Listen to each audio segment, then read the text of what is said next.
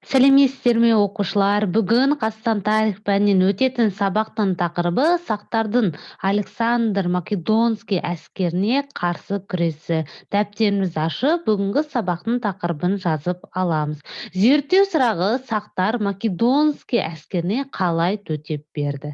Сабақтың мақсаты Александр Македонскийдің сақтарға жасаған жорығын сипаттау, сақ батыры Спитаменнің ерлігімен танысу, сақтардың елі мен жерін қорғаудағы ерліктерін анықтау. Өткен сабақтан сіздер не білесіздер? Шырақ батырдың ерлігі, ержүрек сақтардың отансүйгіштік қасиеттері.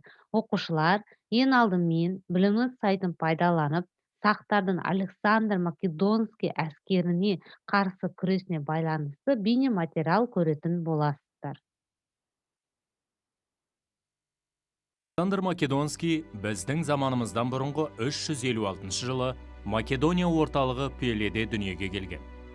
Оның әкесі 2-ші Филипп ежелгі Македон елінің патшасы болған. Александр Македонский 13 жасынан Аристотель ғұламадан дәріс алған. Өскеннен кейінде жорықтардан оралғанда, алдымен ұстазына, содан кейін ғана ата-анасына сәлем беруге баратын көрінеді. Мұның сырын сұрағандарға ол, атанам менің аспаннан жерге түсуіме, дүниеге келуіме себепкер болса, ұстазым жерден аспанға, яғни жәннатқа кіруіме себепші деп жауап берген екен. Біздің заманымыздан бұрынғы 4-ші ғасырдың 30-шы жылдары гректер сақ жеріне қауіп төндіреді. Александр Македонский, Ескендір Зұлқарнайын бастаған грек әскерлері Орта Азияға басып кіріп, Сырдария өңіріне қарай аттанады. Жеңілмейтін әскер атанған Александрдың қалың қолына сақ тайпалары төтеп беріп, алға жылжуларына кедергі келтіреді. Грек-Македон басқыншыларына қарсы күресті Спитамен атты сақ батыры басқарған. Ол 3 жыл бойы Македон әскеріне қарсы партизан соғысын жүргізеді. Ежелгі грек тарихшысы Ариан қолбасшы Александр Македонскийдің Сырдариядан жүзіп өтіп, сақтарға қалай шабуыл жасағаны туралы жазады. Күннің ыстығы, сақтардың жиі-жиі шабуылдауы мен соғысу тактикасы гректерді әбден қалжыратады. Сөйтіп, Александр Македонскийдің Сырдарияның арғы бетін мекендейтін сақ тайпаларын бағындыру үшін жасаған жорығы сәтсіз аяқталып, кері қайтуға мәжбүр болады. Сақтар оның ұлы далаға қарай жүретін жолын бөгеп тастайды. Абай Құнанбайұлы Ескендір поэмасында былай деп баяндаған. Осы жұрт Ескендірді білемекен, Македония шаһары оған мекен. Филипп патша баласы ер көңілді, мақтан сүйгіш, қызғаншақ адам екен. Филипп өлді, Ескендір патша болды. Жасы әрең 21-ге толды.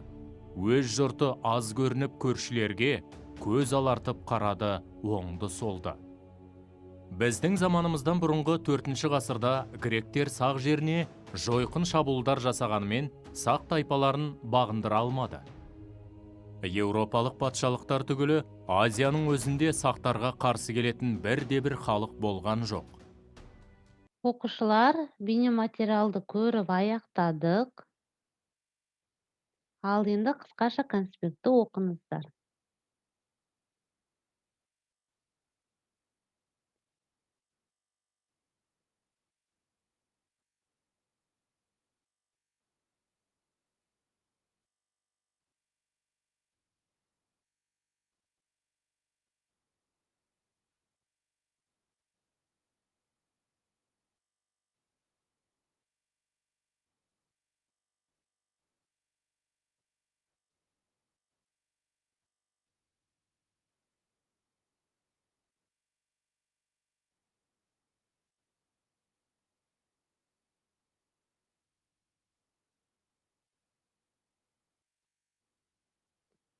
Оқушылар, қысқаша конспектті оқып болсаңыздар, тапсырма орындайық. Бірінші тапсырма, берілген мәліметтердің ақиқат немесе жалған екенін анықтаңыздар.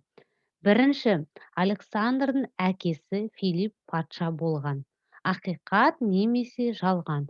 Дұрыс жауапты таңдайсыздар. Екінші, Спитамен грек қолбасшысы. Ақиқат немесе жалған, дұрыс жауапты таңдайсыздар. Үшінші, Геродот Александрдың ұстазы болған. Ақиқат немесе жалған, дұрыс жауапты таңдайсыздар. Төртінші, Спитамен Македон әскерімен 4 жыл бойы соғысқан. Ақиқат немесе жалған, дұрыс жауапты таңдайсыздар. Бесінші, ежелгі грек тарихшысы Ариан Александр Македонскийдің Сырдариядан өтіп сақтарға шабуыл жасаған жайлы жазды. Ақиқат немесе жалған, дұрыс жауапты таңдайсыздар.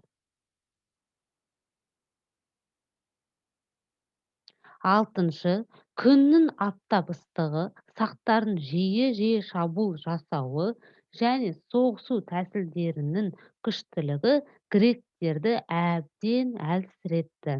Ақиқат немесе жалған, дұрыс жауапты таңдайсыздар.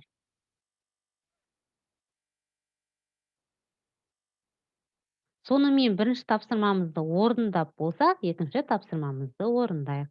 Екінші тапсырма мәтінмен жұмыс немесе тарихи диктант. Яғни оқушылар осы жерде керекті сөздер берілген, осы керекті сөздерді пайдаланып, бос орындарға қоясыздар дұрыс сәйкес жауабымен.